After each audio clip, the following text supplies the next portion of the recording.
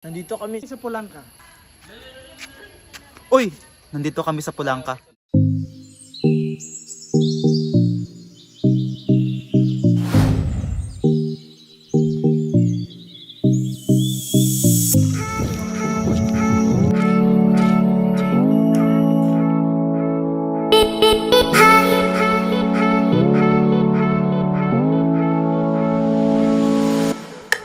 Yo!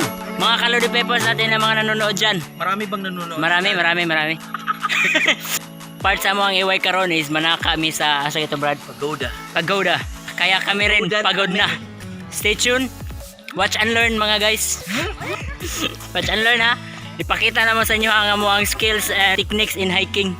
Hello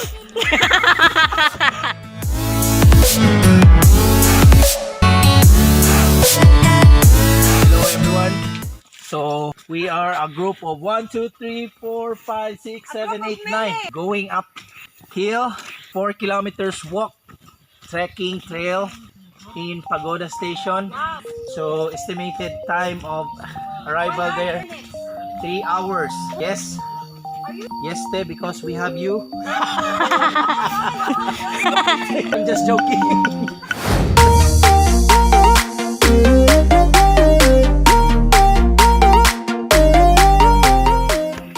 Tre, andito pa tayo.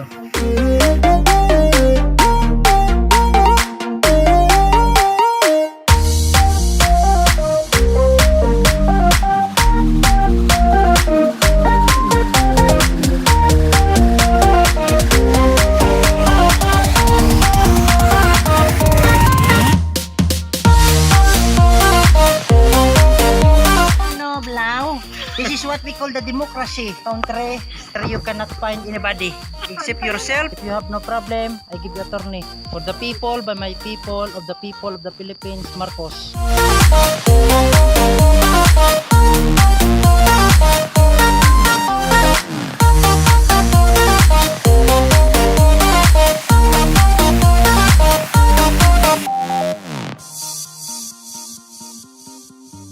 Mga ako namig gloomy sa unahan, ingon na ang signage. So paabot lang ta mga Kalodi Peppers, mga counter gloomy. Kapoy! Matang kapoy ah!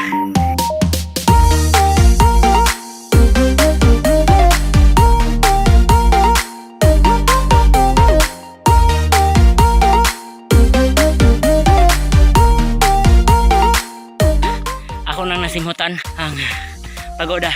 Habit na kami na lang yun.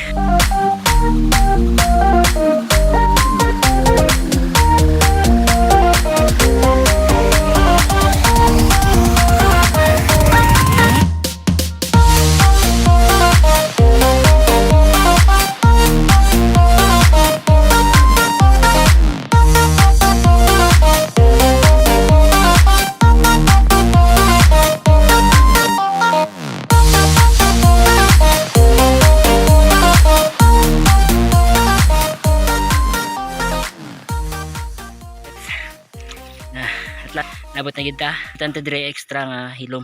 Pero sa baan kay ko. Diba kaya? Let's go. What?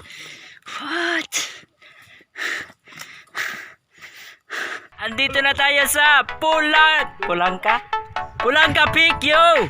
Woohoo!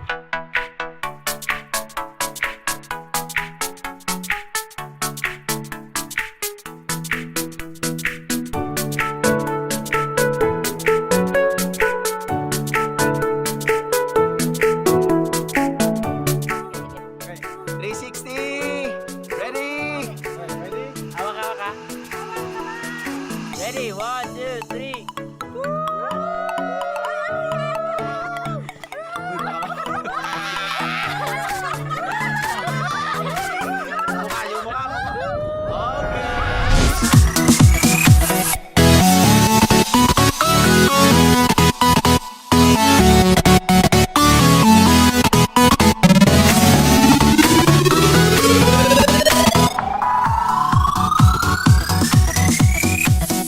Kalodi Peps na, mapauli na may. Nikalit ramig pauli nga murag wala rin hitabo sa pag-abot. Kaya natuog man like 45 minutes.